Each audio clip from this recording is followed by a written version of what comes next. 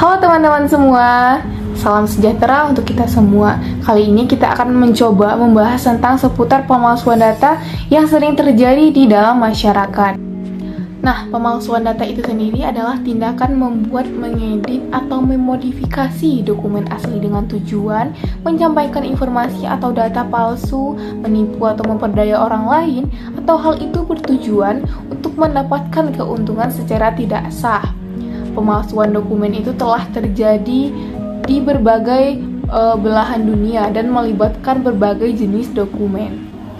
Jenis dokumen yang rentan dipalsukan itu antara lain: pertama, ada paspor dan visa; kedua, ada surat izin mengemudi; ketiga, ada sertifikat kelahiran dan kematian; keempat, ada sertifikat pendidikan dan akademik; kelima, ada sertifikat pernikahan dan perceraian; keenam, surat keterangan kerja dan gaji; ketujuh, sertifikat kesehatan; kedelapan, ada dokumen perbankan, dan itu seperti cek, kartu kredit, dan surat keterangan saldo; kesembilan, ada kontrak dan perjanjian; kesepuluh, ada dokumen keimigrasian seperti surat keputusan imigrasi dan perizinan tinggal.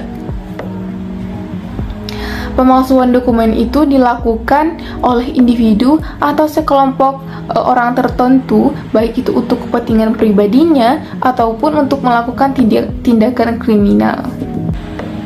Pemalsuan dokumen itu dapat menyebabkan dampak yang serius, diantaranya: pertama, kerugian finansial jika dokumen yang dipalsukan itu menyangkut dokumen keuangan seperti surat keterangan saldo, cek, atau kartu kredit, dapat merugikan pemilik aslinya secara finansial. Kedua, ada kriminalitas. Dokumen palsu itu dapat digunakan untuk melakukan tindakan kriminal seperti melakukan penipuan atau membuka rekening bank dengan nama palsu. Ketiga, ada identitas palsu. Dokumen palsu itu dapat digunakan untuk menciptakan identitas palsu yang dapat digunakan untuk tujuan yang tidak sah, seperti untuk mendapatkan pekerjaan, fasilitas, perbankan, atau asuransi kesehatan. Keempat, konsekuensi hukum. Pemalsuan dokumen itu adalah sebuah kejahatan yang dapat mengakibatkan konsekuensi hukum yang serius seperti denda atau penjara, tergantung pada jenis dokumen dan negara yang bersangkutan. 5. Kerugian reputasi. Pemalsuan dokumen juga dapat merusak reputasi individu atau organisasi jika mereka terkait dengan dokumen palsu yang telah disebarkan atau digunakan.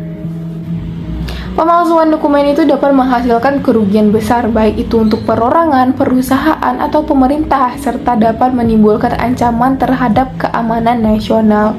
Jumlah kasus pemalsuan dokumen di seluruh dunia itu semakin meningkat dan mendorong pihak-pihak yang berwenang untuk meningkatkan upaya pencegahan dan penegakan hukum atas pemalsuan dokumen yang telah ada. Ada beberapa cara yang dapat dilakukan untuk mencegah dan mengatasi masalah pemalsuan dokumen. Di antaranya: 1. Gunakan teknologi keamanan tinggi pada dokumen, seperti tanda tangan digital, sertifikat elektronik, atau stempel keamanan. Kedua, verifikasi dokumen dengan cara memberikan kredibilitas dokumen, seperti keaslian dokumennya, periksa detail dokumennya, dan lain sebagainya. Ketiga, gunakan layanan pihak ketiga atau layanan profesional yang dapat mencocokkan dokumen asli dengan dokumen yang diajukan. Keempat, lakukan pelatihan kepada karyawan atau staf mengenai cara pengenalan dokumen yang asli dengan yang palsu. Kelima, berikan penghargaan atau bonus bagi karyawan yang memberikan informasi penting mengenai tindakan atau upaya pemalsuan dokumen. Keenam, kriminalisasi tindakan pemalsuan dokumen itu dengan memberikan sanksi hukum yang berat bagi pelakunya.